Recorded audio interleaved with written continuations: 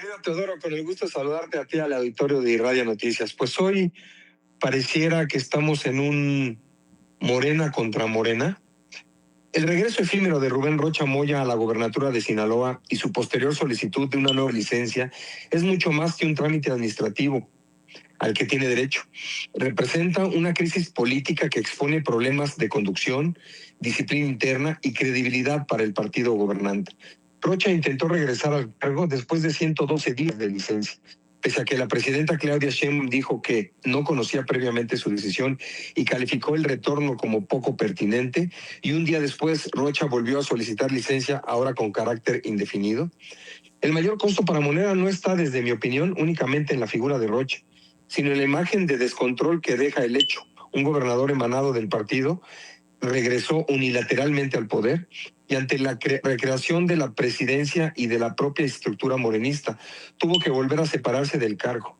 La contradicción deja muchas dudas y preguntas, transmite la percepción de que no existió una estrategia política previamente definida y de que las decisiones se tomaron de manera reactiva.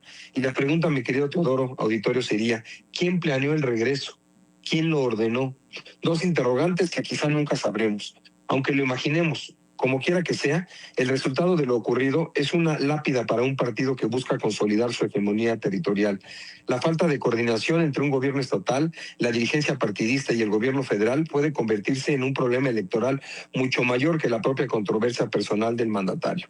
Morena ya anunció que analizará internamente el caso, señal de que el asunto aún dará mucho de qué hablar y sobre todo especular. El segundo riesgo, sin duda, y creo el más importante, es el electoral. Sinaloa será uno de los estados que renovará gobernatura en el 2027, y el caso Rocha amenaza con convertir la elección en un referéndum sobre el desempeño de Morena en materia de seguridad, gobernabilidad y rendición de cuentas. Las acusaciones formuladas del otro lado contra Rocha colocan al partido ante una situación especialmente delicada. Políticamente obliga a Morena a demostrar que no protege personas por encima de las instituciones. La presidenta Sheinbaum ha buscado marcar distancia y respaldar una salida institucional, pero el daño potencial permanece porque la controversia involucra directamente a uno de los gobiernos estatales del partido y a uno de los personajes más protegidos por el sistema, el expresidente, al llamarlo su hermano, y el actual gobierno. Además, el problema puede afectar la selección del próximo candidato. Morena necesita presentar en Sinaloa una figura capaz de romper con los costos del tema, sin provocar una fractura interna. De hecho, el debate ya se mueve hacia perfiles distintos al grupo de Rocha. La decisión será crucial. Si Morena elige a alguien identificado con la estructura política del gobernador, la oposición podrá argumentar continuidad. Si opta por un perfil completamente desvinculado, tendrá que contener la reacción de los grupos locales que construyeron su poder alrededor del actual mandatario. Y en este sentido, hablemos desde la especulación, desde el análisis y desde la probabilidad, aun si que en Estados Unidos se haya comprobado lo que se le imputa al gobernador hoy con licencia indefinida. Esperemos las decisiones de Morena. Si Estados Unidos comprueba, a partir de quienes hoy colaboran con ellos y en el pasado fueron parte del régimen, qué es lo que pasa y los costos que habría de pagar Morena electoralmente hablando. El riesgo más profundo, sin embargo, es que Sinaloa se convierta en un precedente nacional. Morena llegará a 2027 defendiendo numerosos gobiernos estatales y una mayoría legislativa, pero enfrentará también el desgaste natural de ejercer el poder.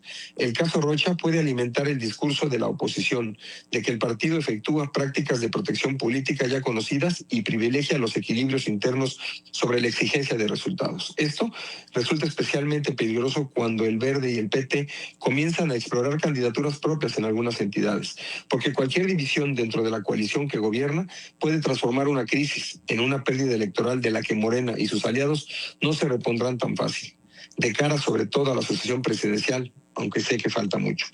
Morena enfrenta una disyuntiva: intentar administrar el costo político de Rocha Moya o utilizar esta crisis para demostrar que existe una nueva forma de ejercer el poder. La segunda opción es políticamente más conveniente. La salida de Rocha y la llegada de un gobierno interino ofrecen la oportunidad de reconstruir credibilidad. separar al partido de cualquier conducta individual cuestionada y preparar una candidatura competitiva para 2027. Si Morena no logra cerrar este capítulo con transparencia, disciplina y una renovación real de su propuesta en Sinaloa, el regreso de Rocha Moya podría terminar siendo recordado no como una crisis aislada, sino como uno de los primeros síntomas de desgaste electoral que el próximo enfrentará en las propias elecciones del próximo año. Pero siempre y cuando en Estados Unidos no se comprueben hechos que hoy siguen estando en la suposición, en la imaginaria, en la duda, porque de lo contrario estaríamos ante el inicio prematuro de la debacle de un régimen que desde sus inicios ha dejado muchas opiniones encontradas en temas de corrupción, de lucha de poder, de traición y sobre todo la 4T ha sostenido dos discursos, aquel de los principios con los que el movimiento gobierna y el que en la realidad, al menos de cara a la sociedad, demuestra.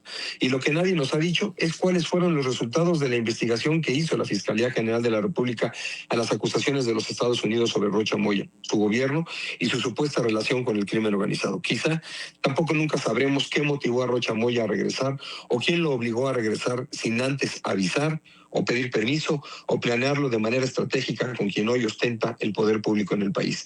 Quizá este tema haya polarizado ya una alianza que parecía indestructible en la construcción de un régimen basado en la lealtad absoluta entre el actual poder público y aquel que hoy se encuentra en la chingada, intentando seguir moviendo los hilos o protegiendo a los suyos y a sí mismo.